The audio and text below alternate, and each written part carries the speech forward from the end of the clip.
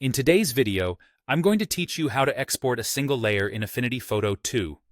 If you've ever needed to save just one element from your document, like a logo, an icon, or a single object, without exporting everything else, this is exactly how to do it with precision using the export persona.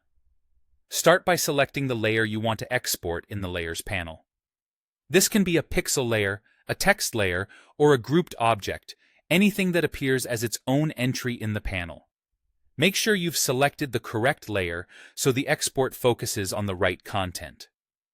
Next, switch to the export persona. You'll find it at the top of the interface as the third icon, the one that looks like export or slice tools. Clicking it opens a dedicated slice-based export workspace designed for creating assets from specific parts of your document. You'll notice new panels on the right, including the Slices panel, which is where the export entries live. With your layer still selected, create a slice for it. You have two simple options. You can right-click the layer and choose Create Slice, which automatically builds a slice that matches the exact bounds of that layer. This is the quickest, most precise method when you want a clean crop around the layer without extra background.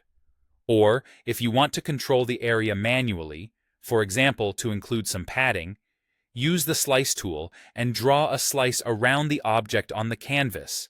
Either way, you'll see a new slice appear in the Slices panel. Now set up your export. In the Slices panel, choose your format and scale. PNG is great if you need transparency. JPEG works well for photos where transparency isn't needed, and TIFF is a solid choice for high-quality, lossless output. For scale, 1x will export at your document's current pixel size, and 2x or higher is perfect if you need larger assets for high-resolution displays. When you're ready, click Export Slices. A file dialog will open so you can choose where to save. Confirm your destination and click Export. Only the slice created from that layer will be saved as its own image file, and nothing else from the document will be included. That's all there is to it.